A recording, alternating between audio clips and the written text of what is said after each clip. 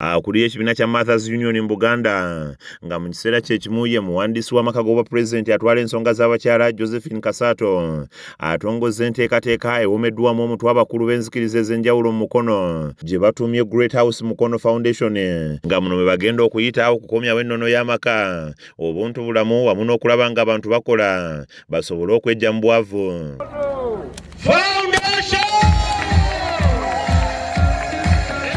Enteekateeka eno egatta abantu ab'enjawulo okuli abaana, abakyala, abavubuka kw'ossa n'abakadde, okwo kw'ossa n'abasuubuzi ng'ekulirwa akulira ekibiina ekitaba enzikiriza ez'enjawulo mu bbendobendo ly'e Mukono, Omusumba Samuel Rwandasa.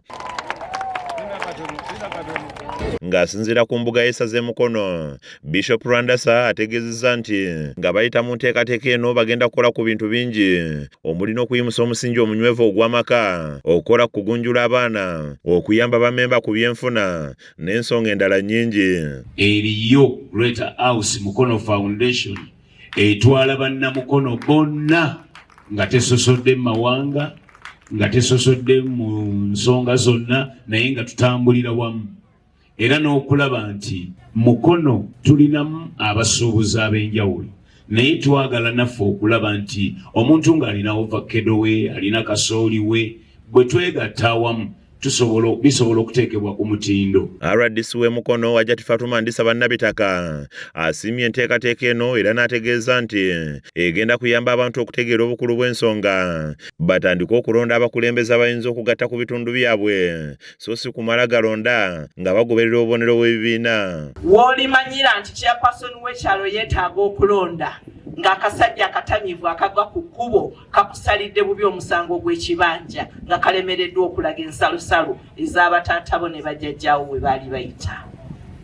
Era bw'olimanyira ng'ogenze ow'omukulembeze w'LC3 omugamba nti twetaaga amazzi n'amazzi agava mu kiyigo kya gundi gasala ekkubo ng'akugamba gasulawo osula galeke gaserengete. Abooluganda tugenda mu kulonda musisimuke. Ate omulamuzi wa kkooti enkulu Bishop Henry Kaweesa asomesezza bano ku by'obusika n'ebiraamo n'abategeeza nti ng'omuntu afudde ng'ekiraamo kye kimaze okusomebwa kiteekeddwa okusooka okutwalibwa mu kkooti okukakasibwa olwo kiryoke kiteekebwe mu nkola. Eddaame eryo ate lisazibwamu olw'ensonga nti temwalireeta mu kkooti, so wiiru okubeera ku valid oba okukkirizibwa ono executor bw'amala olisoma tebagaba bintu, badda mu kkooti ne bafuna kye tuyita letters of probate, ebbaluwa ez'amateeka ezikkiriza ebintu bino nti eddaame lino lyawandiikibwa bulungi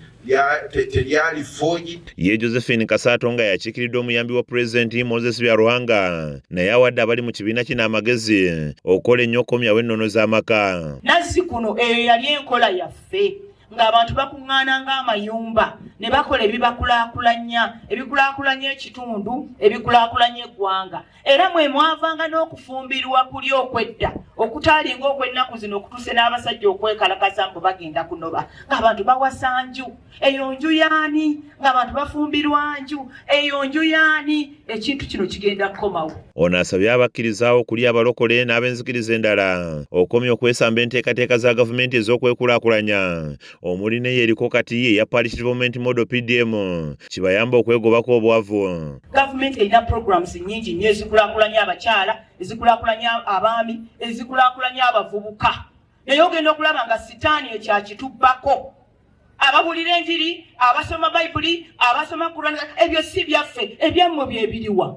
Nga ne Yesu we weetaaganga okugyayo ssente ng'atuma Peetero genda oleete ssente tugole bino. Mwe muli kuki? Ye omukwanaganya wa poliisi n'omuntu wa bulijjo asabye abavubuka okwewala okukozesebwa bannabyabufuzi mu kiseera kino eky'obululu kibayamba okwewala emitawaana egiyinza okuddirira. Ono era alabudde abeegumbulidde omuze ogw'okubba waya z'amasannyalaze nga wano wasinzidde n'ategeeza nti batandise okukola ebikwekweto era ng'anaakwatibwa wakuweebwa ebibonerezo ebikakali. Kankubule banakwata nga okoze vandalism ojja kusasula akawumbi ka sente 1 billion oba okucharginga of prison. Ate prison, that is life imprisonment. Era mbakakasa bwe banakwatanga mu musango gw'amasannyalaze oba mutabaniwo oba muntu we yenna bwe nawe anajja okweyimirira okumweyimirira tugenda kukwata. Kaweesa Paul kw'ossa ne Kyasanku Bernard be bakusakidde emboozi eno ku lwa KSTV Agalero.